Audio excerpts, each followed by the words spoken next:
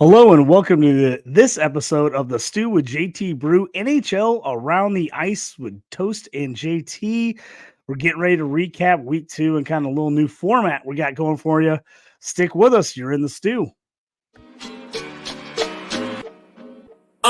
You up on trades and why you move, you ain't designed to lose. Find you jumping over seemingly nothing, racking up points, makes the game a little more fun to watch. Can drop release, we started with the mock draft and now we making a mockery of the leaderboard. Quite obviously not a scrub, so start an institute, make evaluations like a commissioner do.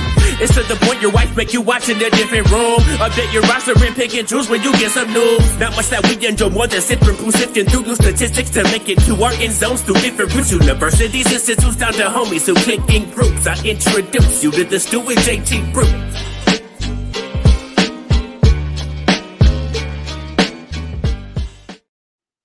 Hey, Toast, thanks for joining me tonight. Usually a Wednesday night show. We're jumping in on a Monday night to kind of bring you week 2 recap and some action.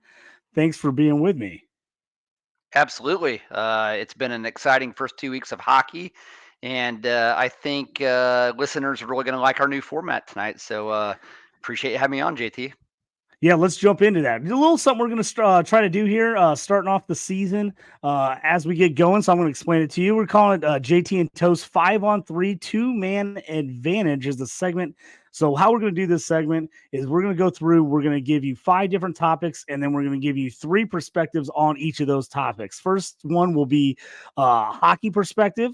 The second topic will be fantasy. How does that affect your fantasy team? And number 3 is going to be a gambling perspective on how we kind of take a look at that. So this is going to be kind of our new format, breaking it down, 5 different topics in 3 different ways throughout the show. If you got any comments or anything you want us to know or got any ideas of stuff you want us to cover, feel free to hit us up on X, me at JT Orange, Bryan Toast Clark there at Toast Clark on the X. Feel free to hit us up and give us any of those ideas or anything like that. But before we kind of get crazy, get going here, a deep dive into this, Toast, let's jump into something the NHL is doing new. We're going to try for the first time tomorrow on Tuesday. It's called the NHL Frozen Frenzy. 32 teams in action all on one night. 16 games going tomorrow. NHL version of the Red Zone hosted by Kevin Weeks.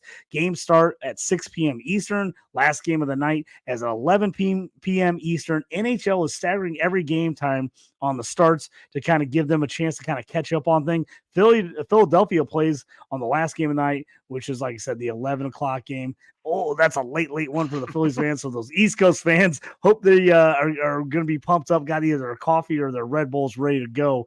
But what do you think about this idea? Kind of a crazy different thing the NHL is going to try to do here this season. So I think it's awesome that the NHL is doing all they can, JT, to promote their game and promote their players.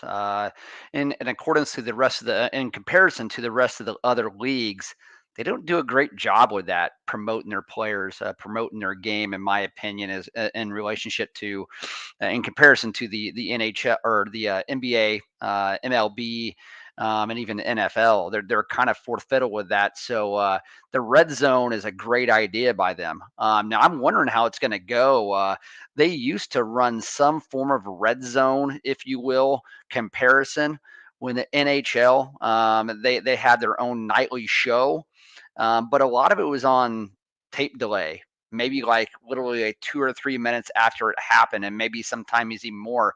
So what we know with the red zone is it's almost instant. You know, it's darn near live. So I'm curious on how they're going to do that. If they can get it timed down right to where they can show these goals and bounce around, and it's only within maybe, let's say, 20 to 30 seconds of them happening, it'll be super impressive. That would be awesome.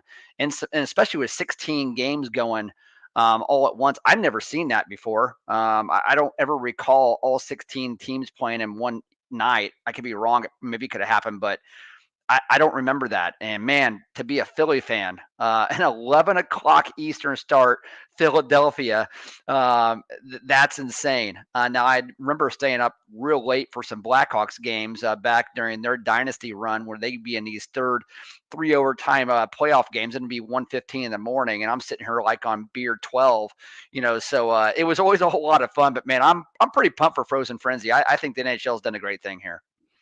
Man, as someone who's a former journalist, a producer, used to work in, the editing room, man, those producers are going to be scrambling to try to get those tapes edited and get that stuff put together. It's going to be wild.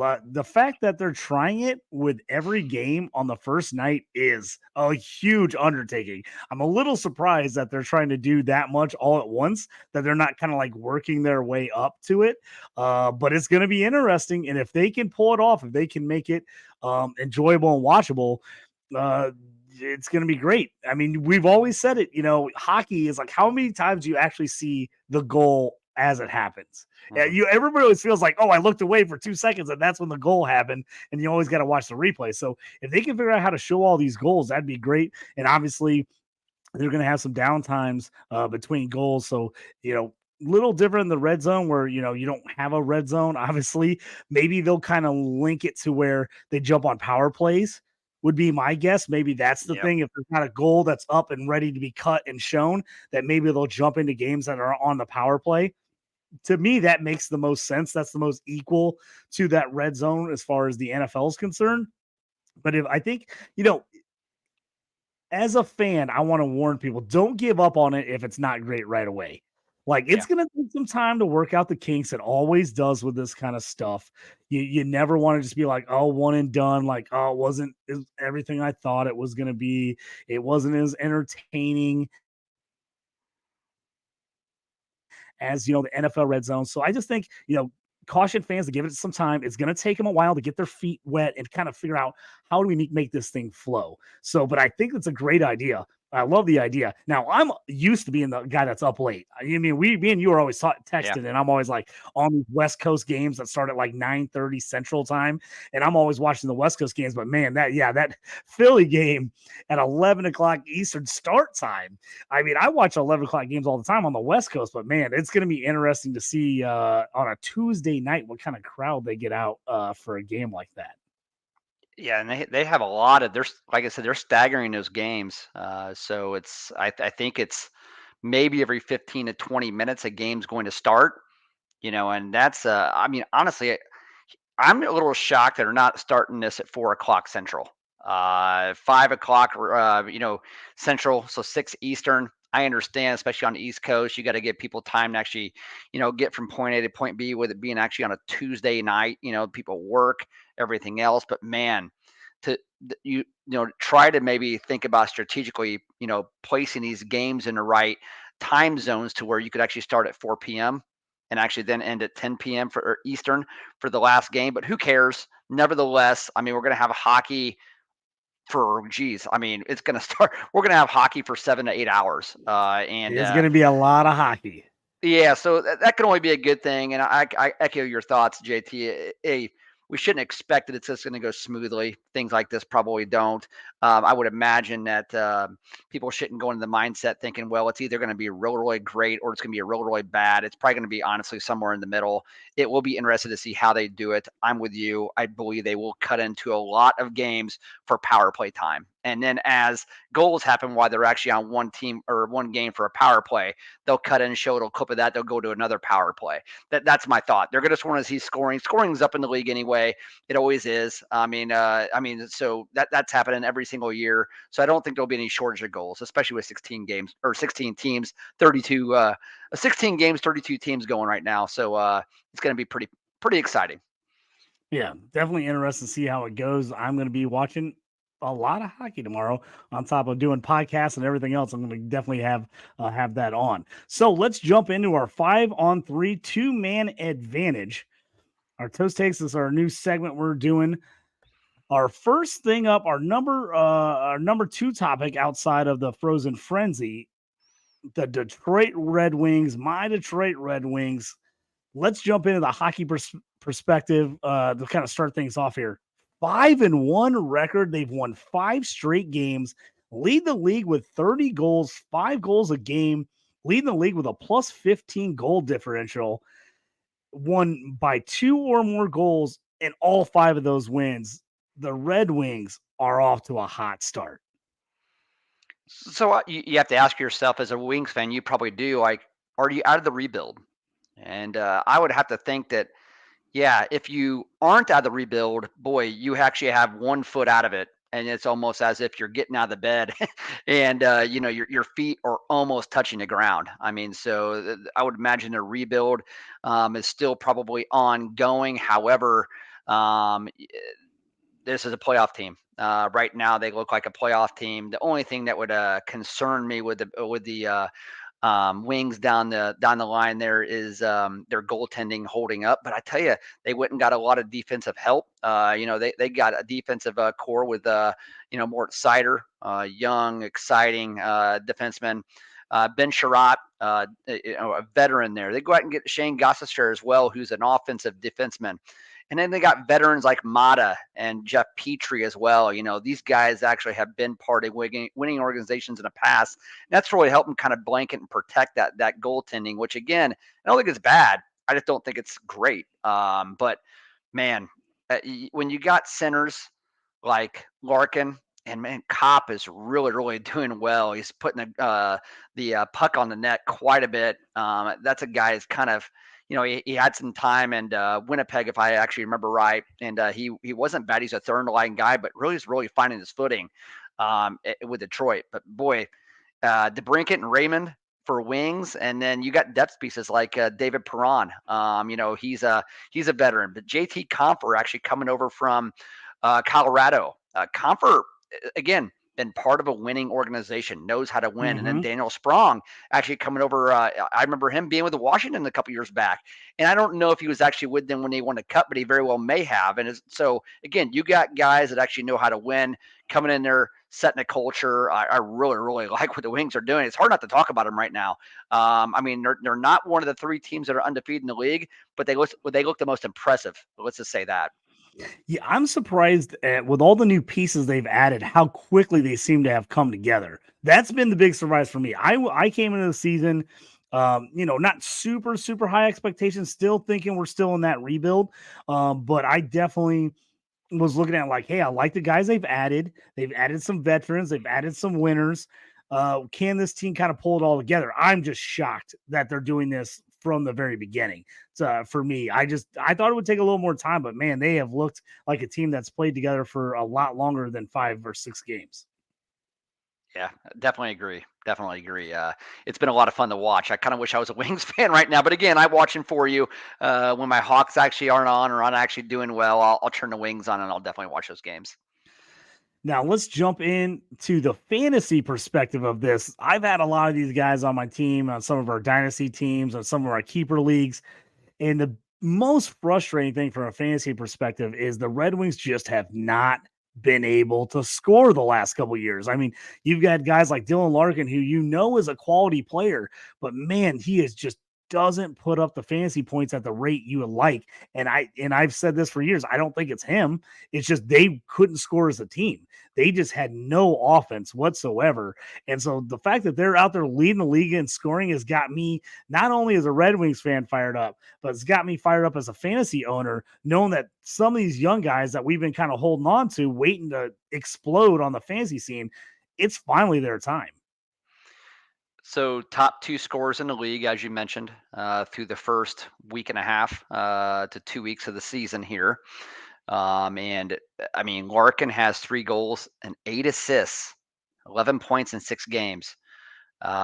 What's really impressive, 27 shots on goal. And we talked about that during the last show.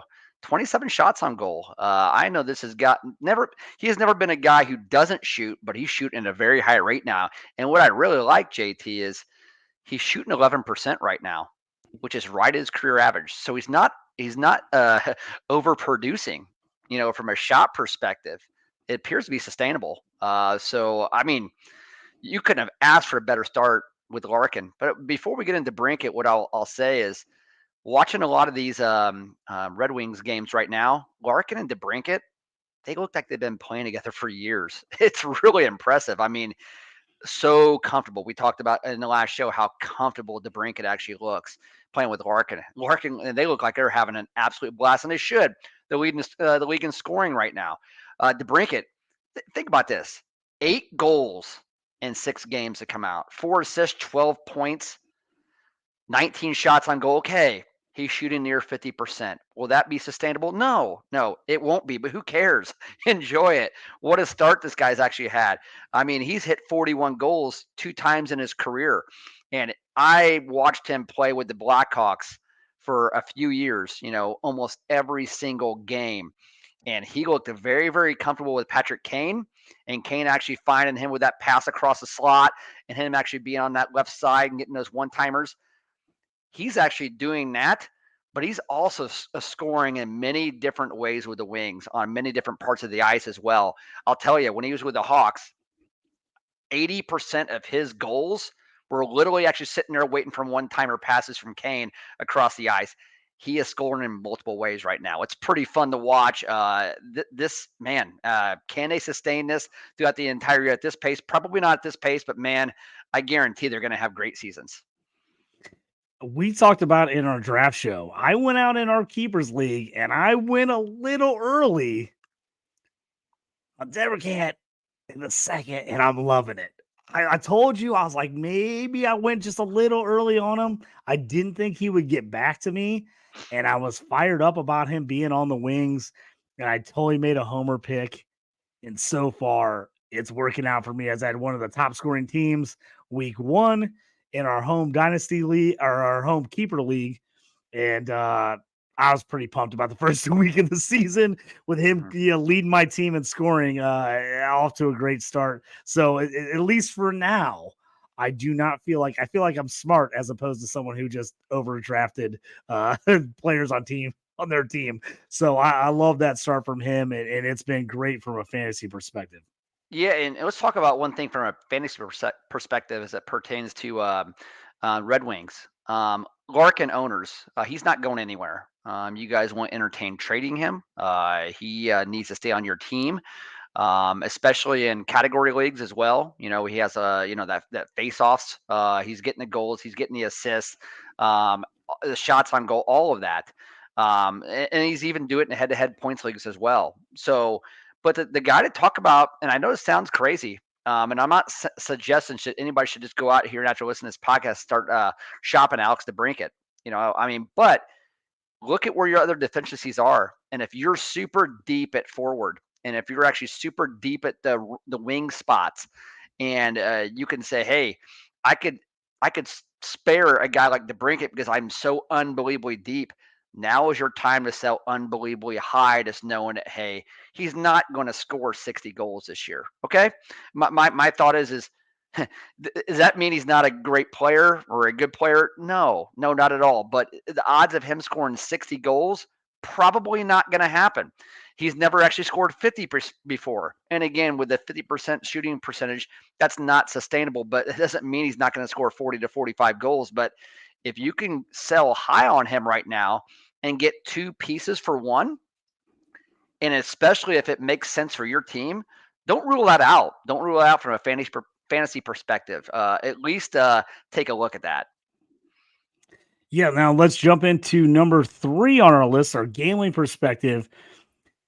Larkin, me and you have been all over the Larkin shots, as you said. We've been taking the over shots on him. He's been crushing that number lately. What else betting-wise for the Red Wings do you see in the upcoming week? Yeah, so it's hard not to bet Larkin right now with the shots because, again, 27 of them. I mean, so in 6 games, he's actually averaging, nearly 5 a game there. I mean, that's amazing. And I think they still actually have some platforms may have him at 2.5. My guess is he maybe moved up to 3.5. But if you can get him at 2.5 at maybe plus 165, 170, he's definitely a good parlay piece there, Larkin shots. But I really think that the win early on or here in the season may end up taking where you can take the assists, anytime assist for Lucas Raymond. And the reason Raymond's so, a guy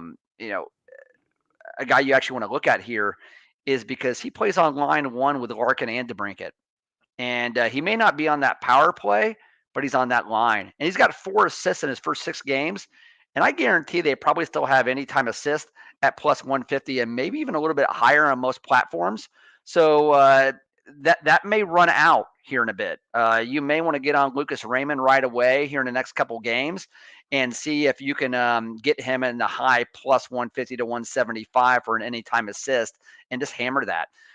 Stay away from him on the power play points because, again, he doesn't go on that first power play. But as soon as maybe David Perron falls on that first power play and Raymond actually moves up, that's when you want to jump on him. So when you're looking at these anytime assists, you definitely want to see, check out daily lines and see, hey, is there an injury? Is there a line shakeup? And if there is, you can actually jump on those before the betting platforms have as well and actually sneak into those anytime assists. But Lucas Raymond is the play. Yeah, I love it. I love Raymond. He's a guy that I got late in our draft as well. We traded for him in our dynasty league. I just think he's got a ton of upside. And along with Larkin, now that they're actually putting up points, I just think you're going to see a lot of upside from those guys, fantasy and betting wise, now that they're on a team that can actually put up points. I mean, Larkin, we've always known Larkin's a really good player. He just didn't have the guys around him. And now he's got a Raymond, he's got Debergan, he's got two stud young players on his line with him, and he's not having to just be the guy by himself. It makes a huge difference. So I'm loving where the Red Wings are going. I hope they be able to keep it up. Now let's jump into our number 3 here of our 5-on-3 2-man advantage. We're going to go the opposite side of the Red Wings, the Edmonton Oilers. They are not off to the start that we thought they would be. Most of the league thought they'd be 1-3-1 so far. Only 13 goals scored through 5 games on a team that we expect to put up a ton of points. -7 goal differential. It's just been a crazy start to Edmonton. What is going on with the Oilers? Well, I tell you, JT, is the Oilers have looked frustrated through their first 5 games of the season. It started with watching their first game, and we talked about this on the previous show. They were absolutely blown out in their first game of the season, and their stars, McDavid and Draisaitl, they were in and out of the box. I believe it was an 8-1 drubbing. I can't even remember who they played, honestly. I've watched so much hockey. Yeah, Vancouver, that's right. The first 2 games of the year. Yep. Yeah, and I tell you what, man, they were visibly frustrated, taking stupid penalties in and out of the box. You could just tell. I haven't seen that type of body language out of McDavid and Draisaitl. I don't know if I've ever seen that. So that was the game number 1 of the season. Now they just lost over the weekend to the Winnipeg Jets at home 3-2. After that game, nothing went right in that game for multiple reasons. We'll actually talk about that here. But after the game, Leon Draisaitl was actually asked a question by a reporter. I think it was specifically regarding play of Stuart Skinner, and he absolutely just snapped at the reporter. And I would say that's probably a little out of character for him. And not only is it out of character for him, but it's out of character to do that on game 5. Okay, game 5 of the season to actually be snapping at reporters. That's actually over social media. People are making a big deal about it. And then even the same after the game, Evander Kane was doing a post-game interview and called his own head coach out for his low time on ice and said, well, he went ahead and got 8 minutes in the box for fighting, 8 or 10 minutes in the box for fighting. He's like, well, I might as well go ahead and get in a fight because I wasn't really putting a whole lot of time on ice. So I might as well go and just hang out in the penalty box instead. For a team who has Stanley Cup aspirations, and really it's kind of cup or bust for this type of team here based on where their window's at right now, nobody saw this actually happening. So there must be some major issues going on there in Edmonton. You got to think that the continuity of that team's just not where it needs to be right now. I agree with you. They've got me worried. They just look out of sorts. They look like the pressure. You're 5 games in a year. They already look like the pressure is getting to them to win a cup, to be in the mix. I don't like when guys are talking like this early in the season. It's a long, hard road in the NHL. We know that. It's a long, long season. And when guys are getting this frustrated already, a couple games in, oh, man, you just don't want to see a team melt down. And we know there's a ton of talent on this team. Ton of talent. But all it takes is a crack. One crack where the things start going wrong, and this team could be terrible. They really could be. So Edmonton, we'll talk about here in a second on the betting portion, but man, they're a team that's got me a little worried as far as overall in the NHL. I do not feel good about them right now. Let's talk about fantasy perspective. Usually, if anything you can count on the Oilers is fantasy production. You know you're going to get points. You know you're going to get scoring. You know that the offensive guys are going to show up for you. And at least if they lose, it's going to be an exciting game where they give you points in fantasy. That hasn't necessarily been the case to start the season. No, it hasn't, JT. Not to their standards, and really, it's going to be a tough go of it here over the next week or two, because not only did you have that losing at home versus the Winnipeg Jets, and you had Draisaitl snapping the reporter, you have Evander Kane actually calling out the head coach and acting like a fool, like he normally does anyway. But then it's announced right after the game, or not after the game, but this morning anyway, that Connor McDavid's actually been out 1 to 2 weeks with an upper body injury. I can never remember McDavid, besides his rookie year, ever being hurt and ever actually missing any time. And this isn't significant time. Again, when we say hockey, 1 to 2 weeks really means maybe 3 games, 4 games maybe, but you never know. And here's why I'm a little concerned with that. McDavid, even though he's got 2 goals, 6 assists, that's 8 points through 5 games. I mean, that's still amazing. He just does not look like himself on the ice. Normally he has no problem going around other players with ease. Everybody else is kind of standing in motion. Put it this way. Normally he looks like a 10 out of 10 on the ice. Right now he actually looks at a 9 out of 10 on the ice. And you're thinking, well, that's still pretty good. A 9 out of 10 is still amazing. And actually the majority of the league isn't even at that. Absolutely not. But man, you can tell with that 10%. You can really tell that something's up with him. He does not look like himself at all. And really, without McDavid, my opinion is the Oilers are just an average team without McDavid. They got good players in Ryden Nugent Hopkins, Evander Kane. They got a superstar in Leon Draisaitl, and they got a young defenseman in Evan Bouchard. But we talk about how top heavy they are, and without McDavid, they lose their identity as a team. Draisaitl actually really relies on McDavid a lot to actually drive play, to actually get him the puck so he can be on that right bumper for those one-time goals. He wouldn't actually have that. And with their shaky goaltending, because Jack Campbell and Stuart Skinner have not been good. And Jack Campbell, he's the one with the big contract, $5 million a season and whatnot. And man, he's no good. He's just not. And he's definitely, and they've always had goaltending issues over the years. So I am very, very concerned with them without McDavid. Hopefully he actually, comes back in short order. For fantasy owners that have McDavid or are looking for any type of plug while McDavid's out, I don't have anything for you. I really don't see any viable pickups given McDavid's absence. I mean, who are you going to go get? Warren Fogle? For people that are actually on the waiver wire, I just don't see it. You've had players that play with McDavid in the past, like Kyler Yamamoto. He was always a big time pickup for people, and guess what? He never did produce either. So from a fantasy perspective, I'm a little concerned, especially with those. One more thing on fantasy here, JT, especially with those owners who had number 1 pick in redraft leagues, and they picked McDavid, and then they couldn't actually draft again until the snake come around in the second and third and had to wait a while.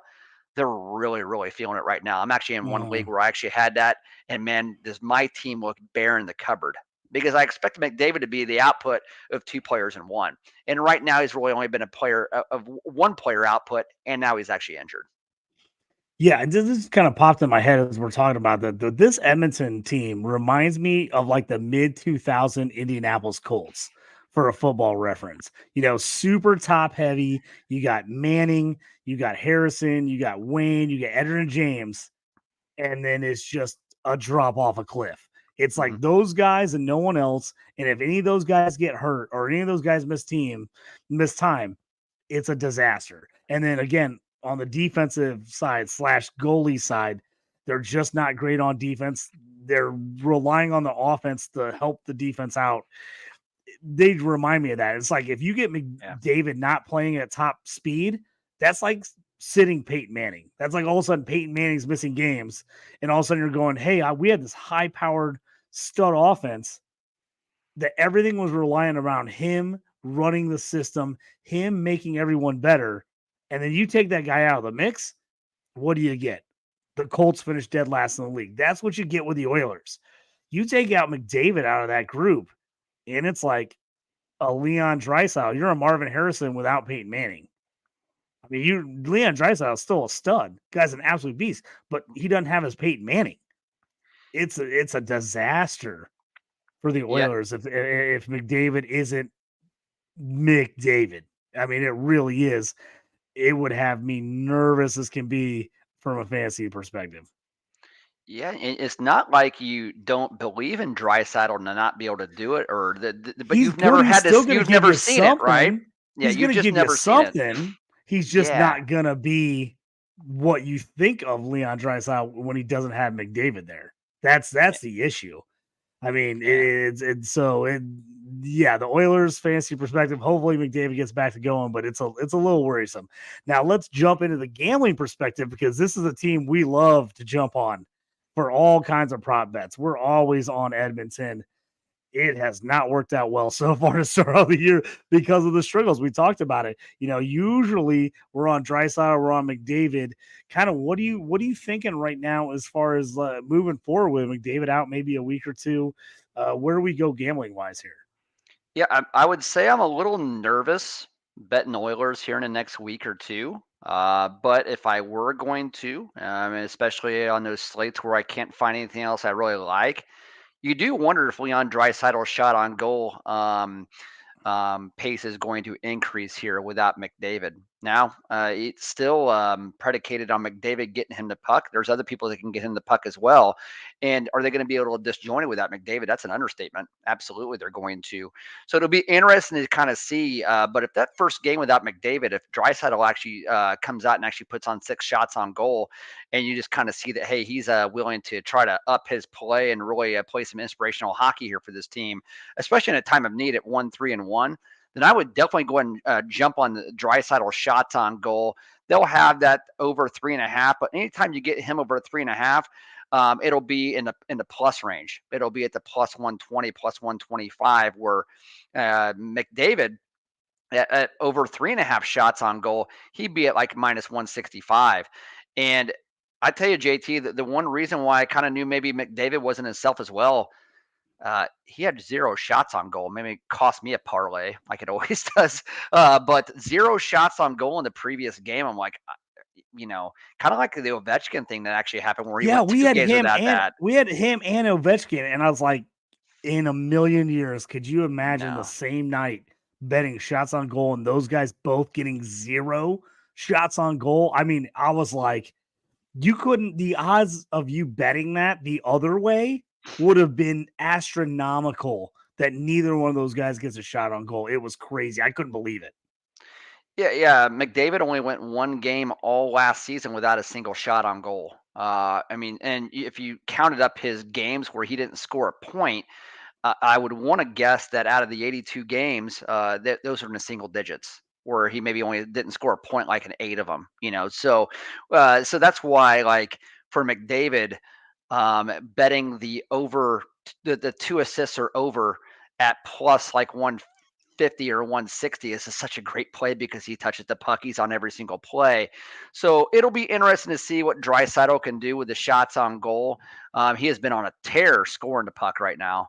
Right now he's got 18 shots on goal through 5 games. So with McDavid there, he was nearly the 4 shots on goal per game.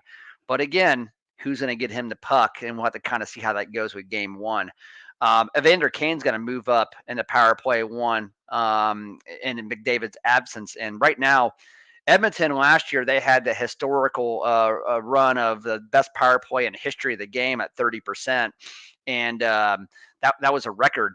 So right now, so far, they're at 30%, but it's so early in the season. I mean, you got some teams at 50 and 60%, which is absolutely insane. So, of course, that's not sustainable. I would think with Evander Kane moving up the power play of 1, this is still a very good power play. And so now I would actually look to see if the gambling platforms have not actually caught on to this, which they probably will. But if they hadn't, you need to look at Evander Kane for over a half power play point and over the next few weeks, and especially the first game coming out tomorrow. Check it out. See if Evander Kane is actually like something ridiculous, like plus 400 for an over power play point. Jump on that. Definitely Yeah, jump on that. absolutely. Put $25 on it if you need to. Heck, put $10 on it for 40. I mean, that's the way to actually go. So I'll be looking at that number tomorrow morning. Absolutely. Well, and make sure, like we always tell you, jump on our X page, look at Toast at Toast Clark at JT Orange. We always post our Toast takes, plays of the day. So make sure you jump on there and take a look at that. Let's move on to our number 4 on our 5-on-3 here, the New Jersey Devils. We mentioned them last show in the recap.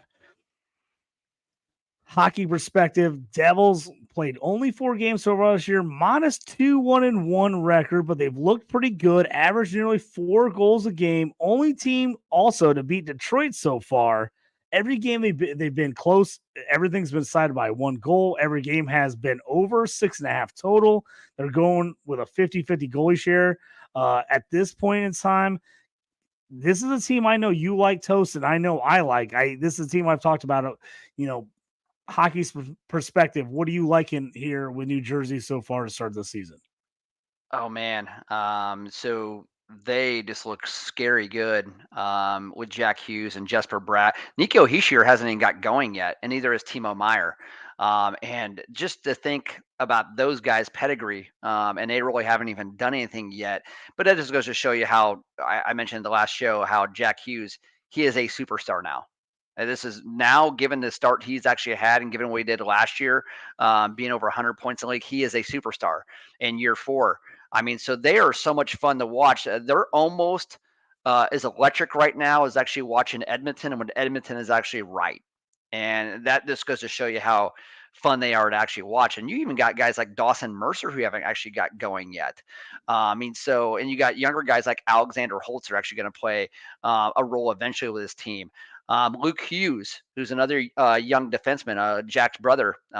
He's actually seeing power play one time at times. We even got Dougie Hamilton as well. So from a hockey perspective, yeah, they may only be 2-1-1, but man, they've looked dominant. They've looked dominant. Unfortunately, Vanasek and Schmidt really haven't been great so far, and that's why a lot of their games have actually went, or every game's actually went the 7 goals or more, so far. So we'll talk about that here in a little bit. But man, still, regardless from a hockey perspective, Jersey is much watch. They're eye candy, and there's no doubt about it. Yeah, and that leads us into the fantasy perspective on this. Jack Hughes, I love him. We made a trade in our dynasty league a couple years ago to trade up in a draft, and we took Jack Hughes, and everybody kind of was wondering what we were doing. They were looking at us, and I'm like, if this is any other year, this guy would have gone so much higher. I'm like, because it was a year after he had been the number 1 pick. He didn't have a monster first year. He No. kind of dropped in couple people's minds, and I'm like, dude, this is the best time to buy him. I'm like, we should jump on this guy right now. I'm like, you tell me the 1-1 NHL pick is just sitting there. I can't even remember what round we were in, like 4 or 5. It was something ridiculous. And I was like, we got to trade up and get this guy. And we did it, and people were questioning us. And now that move looks amazing. It was exactly what we talked about. We're like, hey, this guy is going to end up being a superstar. And if you can get him now and sit on him, you might overpay for the moment, but it's gonna pay off in the long run. And he is just everything I thought he could be, man. He is starting to really produce. They finally have he feels like Larkin with me. He finally has a good team around him, other players, and now he can really step up. Fantasy wise, another guy I have on our keeper league, which I love to say, a guy I've been keeping. Tell me about fantasy wise, Devils. They feel like you said. I kind of feel like they feel like the East Coast Edmonton. Yeah, so Jack Hughes did actually have a rough rookie season. But when he came into the league, I believe he was 17 years old. He never did actually go to the minors. He came right in and actually played. I think if I remember right, and I'm decent with numbers, so I kind of remember stuff, but I think he had 7 goals, 14 assists in his rookie year for a guy that I wasn't saying he was marked a generational talent like McDavid and Matthews and Bedard actually, but man, he was barely, like, he was one step away from that. And for him to come out in his rookie season and only put up 21 points in a full season, it was bad. But I tell you, you hit it on the head, JT. It's because he had nobody around him. New That team Jersey was was actually bad. awful. Oh yeah, Yeah, they were real bad. they were super bad. They were right in the middle of a rebuild as well, and that's why it was so important for the Hawks this year with Bedard to come out and really, sign a guy like Taylor Hall. And now Hall's not a world beater by any means at all, but he's a former number one pick. He's very serviceable. He actually would definitely serve Bedard well. And then you go out and get veterans like Nick Foligno and Corey Perry to actually help along with the maturation process or whatnot. That's kind of what New Jersey should have done with Hughes back in his rookie season. But guess what? In year 4, it doesn't matter. It makes no difference. He's got 4 goals and 6 assists in 4 games, 10 points in 4 games. And Jesper Bratt, who's actually playing with it as well, 3 goals, 5 assists, 8 points in 4 games as well. And what I was saying from a fantasy perspective as well, uh, you know, is this going to slow down for Bratt once Nico Hischier and Timo Meyer happen to get going? In my opinion, it won't. It's not like he's actually taken away chances from Meyer and Hischier as well. I mean, I think they've just yet to get going, and I see Bratt and Hughes to continue their pace. I mean, so now are they going to go ahead and play at this pace where they're actually pacing for 175 points apiece? Of course not, But would Hughes actually pacing? Would it shock me at all right now? He gets 125 points this year, and Bratt's actually at 95 points? Absolutely not. And you get Hischier, who's down there maybe at 75 points, and Timo Meyer probably somewhere in the same way. Would that shock me if you actually had 4 guys over 75 points? That's not even counting Dougie Hamilton. No, it wouldn't actually at all. So these slow starts by Meyer and Hischier, again, if you're fantasy managers and you're actually looking to go ahead and buy low instead of sell high, you're looking to buy low. Buy low on Nico Hischier, who has 0 points in these 4 games. All right. And then Timo Meyer as well, who's kind of been in and out of the doghouse so far, but also been moved up to the top line with Jack Hughes. Do not hesitate to go out there and sell somebody that's actually overperforming to actually get one of these guys here on what was a high octane offense. So love those 2 guys who go target in fantasy. Yeah, let's jump into the gambling perspective here on the New Jersey Devils. So far, like you said, the goalies have not played great. So every game's been going over 6.5. We haven't jumped on. We always talk about it early season. We don't like to jump on a lot of actual games. We like to take player props until we kind of get a feel for what's happening with certain teams. But over 6.5 goals, the schedule coming up: Montreal, Washington, Buffalo, Minnesota twice, St. Louis, and Chicago. I feel like there's a betting window here for the Devils. Yes, there is, JT, with the over 6.5 total goals per game combined for the teams. And you can get that probably in a neighborhood of, they're going to put it at 115, 120, minus 115, 120, somewhere around there.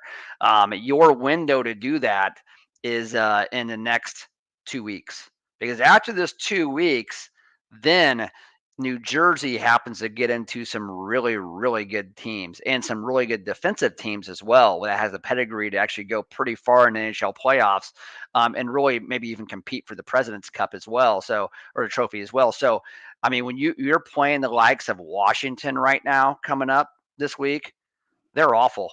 They are so bad. Buffalo has not got their footing underneath them. Lost 3-1 today to Montreal at home. That doesn't look too darn good at all. Killed me in a parlay. Yeah, I saw that.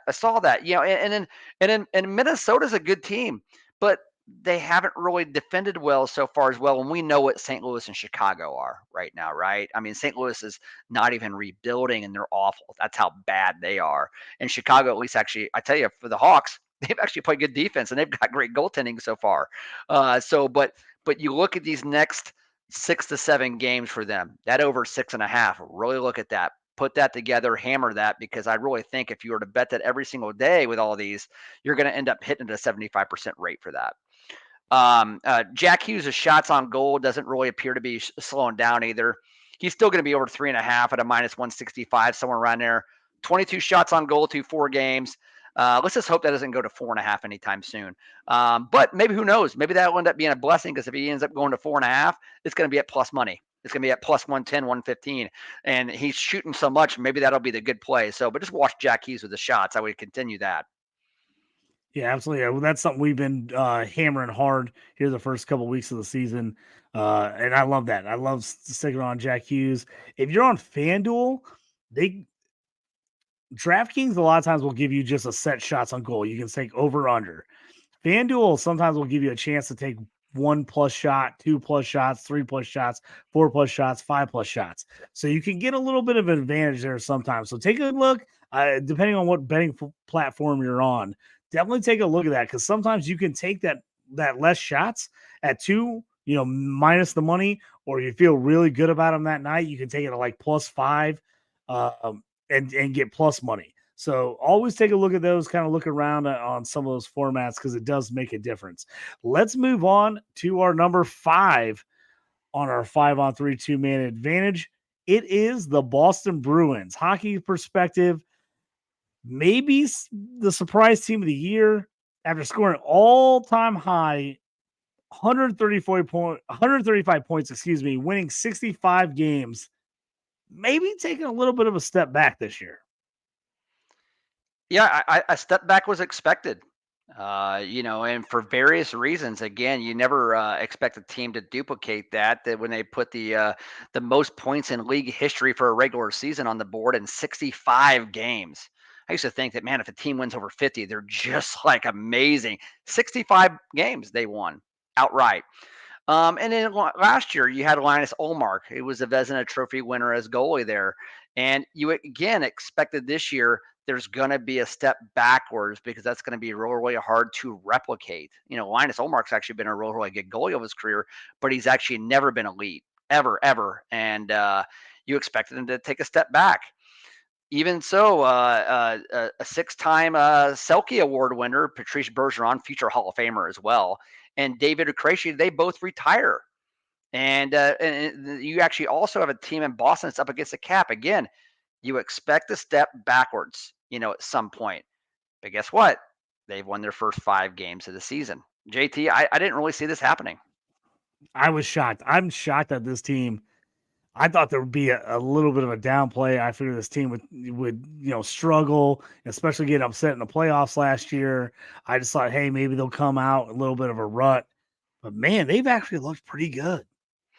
Yeah. So, and I tell you, as far as their first 5 games go, and I'll go ahead and just mention it now, we'll talk about a little bit more in the gambling perspective here as well. But one thing I will say is they've had a pretty, I don't know if there's any such thing as a cake schedule in the NHL. It seems like every single team for the most part brings it on any given night. It's not like this is the NBA, where you're just like a lot like gagging around and like taking nights off and don't even care if you lose.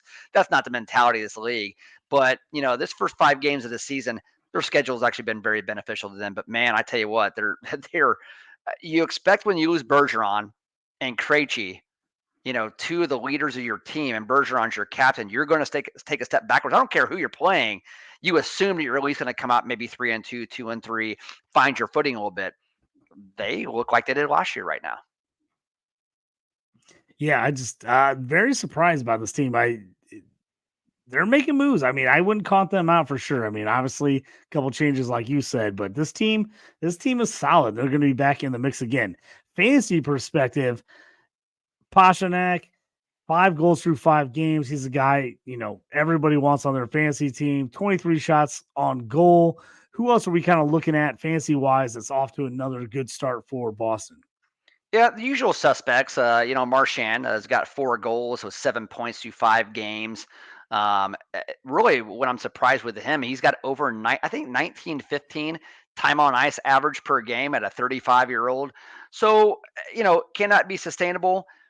Maybe. He was a late bloomer in the league, so maybe he just doesn't really have all that, wear and tear on his body. It's not like he's Steven Stamkos and actually been in the league a million years, Yeah, exactly. But I mean, Marchand's been in the league a long time, but nevertheless, he's never reached his potential like where he's at now until later on in his career. But 19 minutes time on ice at age 35, who knows? Could that actually be sustainable? Again, Look at a guy like Marchand. Could you actually move a guy like Marchand for somebody else who may be underperforming and get a 2-for-1? Always look at that type of thing from a fantasy perspective. I would definitely not rule it out. Linus Olmark, like we mentioned him before, he's been a stud this year. Don't care about the competition who they've actually played so far, and they've played nobody. He's 3-0-0 with a 1.00 goals against average, a 962 save percentage, coming off a year where he was 46-1 with a 189 goals against average and a 938. He's even better than he was last year. Minus the competition. So what I think, JT, from a hockey perspective, from a fantasy perspective, what I can actually take from Boston is they have a culture there, right? They have a culture. We actually know about it. They actually know what it takes to win. There is a swagger in that locker room. They got a tremendous leadership. And you got to think with what they did last year. Now, this pace may not be sustainable. Of course, they're not going to win all 82 games. But now, could they win over 50? And would that shock you? No, it actually wouldn't at all. So I really like, and one more thing from a fantasy perspective, Pavel Zacha hasn't even did anything yet. He's their first line center that actually was never going to replace Bergeron unless his face out or whatnot, but he kind of slid into that role, and he has scored no points through these first 5 games, and they're still actually 5-0. Wait till he actually starts going a little bit again. That may be a guy that you actually want to look at, and you could really maybe steal him and not give up a whole lot if you want to go ahead and get a guy like Azaka. And now we're not saying he would actually lead your team from a fantasy perspective, but it could be actually one of those bottom pieces for your team to round it out. So, but man, I tell you what, this team, they have culture there for sure. Yeah, let's jump in the gambling perspective here on the Bruins. Kind of opposite of the New Jersey Devils. This team is playing defense and they've got goaltending. What do you think about coming up the next week or so here? What's the betting lines we're looking at? What are the things we think we want to jump on heading into this week? Yeah, so like I said, they'd faced so far. Boston's faced Chicago, Nashville, San Jose, the Kings, who are pretty good, and Anaheim. So 4 out of those 5 teams are no good. All right, and Boston's actually handled all of them. The total goals in all of those games, respectively, have been 4, 5, 4, 6, 4. So they've been winning, like you said, with defense, with goaltending, and they're second in the league in their penalty kill percentage as well.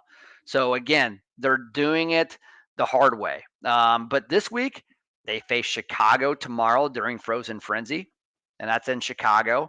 And then they come back with Anaheim again on Thursday.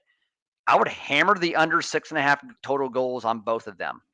They're a road favorite at Chicago. Chicago, surprisingly enough, has played very good defense, and their goaltenders have played out of their mind considering they're a team that's still rebuilding or whatnot.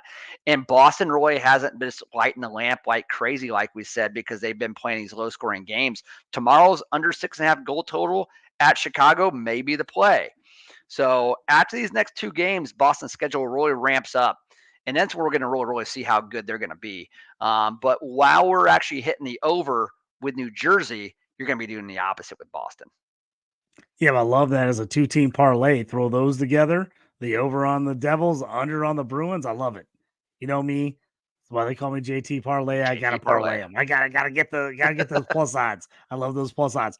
Now, our final face-offs of the day, kind of close out the show. Our final thoughts. Anything you got for the listeners? Anything you're thinking fantasy wise, gambling wise? Overall perspective to kind of end out the show. Yeah, let's talk just a minute here for fantasy perspective. JT is there's a couple guys that are unbelievably good players, and Philip Forsberg and Tage Thompson. Forsberg in Nashville, he is their team. Him and Roman Yossi and UC Saros. So they kind of go, with the wing, with the defenseman, and then with the center, I almost say they're like good up the middle, even though he's not a center. But Forsberg's got 29 shots on goal. So I think he's in the top 3 in the league in shots on goal. He's only got 1 goal. He's shooting 3.4%. So a lot of the leagues are going to be like, Philip Forsberg hasn't done anything. That's just the opposite. Philip Forsberg's been awesome. He just hasn't got anything to show for it. So I would actually go out in your leagues right now, try to fleece some managers that aren't really paying that much attention to the shooting percentage, and also thinking he's going to be playing on a Nashville team that really doesn't score a whole lot of goals. And go ahead and go out and get Philip Forsberg right now. Go out there and get him. Again, we can go ahead and talk about like guys like DeBrincat. Go ahead and offer a DeBrincat for a Forsberg and also a good defenseman. That 2-for-1 if you can, right? Because people are going to be like, oh man, 8 goals out of DeBrincat. I got to get me some of that. I only got 1 goal out of Forsberg, but Forsberg's actually shot 11 more shots on goal than DeBrincat. And when healthy, and that's the issue with Forsberg, when healthy, he puts up a ton of goals. He's their best player by far. It's not even close. So Forsberg's a guy you definitely want to look to actually buy low on right now. I would actually be looking at that if you're a fantasy manager. Tage Thompson's the same. Now, maybe harder to actually get Tage Thompson away from Buffalo, but man, Buffalo looks, they're just, it's not happening for them right now. But it has nothing to do with Tage Thompson and, him actually playing bad, because he hasn't played bad. 24 shots on goal. Only 1 goal to show for it. A 4.2 shooting percentage as well. I mean, he's probably played well enough, and I'm actually watching Buffalo games. I know he actually has as well, to have 5 goals on the season probably right now in those 24 shots and actually be closer to the 20%. You're thinking he's probably a 15% shooter on the year, so he should probably at least have 4 goals on there as well. And he's looking pretty darn good. And then maybe Buffalo isn't as bad as they've actually been so far. So, again, don't look at guys just shooting. Don't look at guys just scoring goals and actually maybe even getting some assists and their power play production. I've always been a high proponent on looking at how many guys shoot the puck. Look at their shot production and their time on ice. If they're actually on time on ice 18 minutes plus a night and they're actually shooting the crap out of the puck and they're just had nothing to show for it, those are the guys you actually need to get on and actually try to get over on those fantasy managers, because they're not looking at those deeper analytics. Yeah, that's what we've talked about. If you own those guys, don't get crazy. Don't get rid of them. Don't sell on low. Don't sell on them too early. But if you have other players in your league who are getting frustrated that these guys aren't producing early, now's the time to pounce. Now's the time to offer them something. Try to jump in there. Get maybe something where they're like, oh, this guy's playing great. That guy's not playing very good. And it's going to even out as the season goes. We know in fantasy hockey, the talent rises. It almost always does. Those guys that are going to score when overall for the year. It's just there's highs and lows. You got to figure out when to sell, when to buy. So we talked about this early couple episodes ago. Don't sell those guys. But hey, if you got guys that are nervous, go out there and push some of these other owners. Check them. See if they're willing to maybe give up on a guy early. Because there are going to be guys in your league that will do that. They will be upset that Tage Thompson has not been good. He's going to be upset that Buffalo's not been good. And he's going to be like, oh, this team's terrible. I should unload this guy now. Well, take advantage of that. Get in on that guy. I mean, that's just smart fantasy ownership. That's the way you should be doing things. Yeah, and especially for those teams that have a stack of like Tuck and Thompson, or Skinner and Thompson, and they're thinking, well, I don't really want both of them now because neither one of them's actually doing anything at all. Mm-hmm. Then those are the teams actually look at to have the stack to see if they're actually willing to go ahead and part with the better one. And then you might say, hey, thinking for production wise, you're giving up too much. You're not. You need to get a Tage Thompson on your team. You just have to. And I agree with you, because he's going to end up with 40 goals this year. That's a given. It's going to happen. So, but JT, let's hope that tomorrow's Frozen Frenzy is not a dud. When I say a dud, meaning the games themselves, maybe not the telecast and the way they do it, but the games being 16 games, 32 teams playing. Let's hope it's not a dud compared to what it was in the NFL for the last couple of weeks, honestly. So watching NFL, like the games just really haven't been all that good, especially 2 weeks ago. So let's hope we have some great hockey for tomorrow night when they kick that off. Yeah, I'm looking forward to it. I know you are as well. And that's going to about do it for us here on the Stew with JT Brew, NHL Around the Ice with JT and Toast. Thanks for joining us. Check us out every week, typically on Wednesday nights, but occasionally we'll throw a Monday show in there if we got something going on Wednesdays. If you can't check us live on YouTube or on X, make sure to download us the next day. We download the show immediately afterwards. You can get us on Spotify, Apple Podcasts, wherever you download your podcasts. So thanks for joining us. For Toast, I'm JT. We appreciate you guys being here and joining us here on a special edition of NHL Around the Ice on the Stew with JT Brew. We appreciate it. Check you guys next time. You up on trades and why you move? You ain't designed to lose. Find you jumping over seemingly nothing, racking up points, makes the game a little more fun to watch. Can drop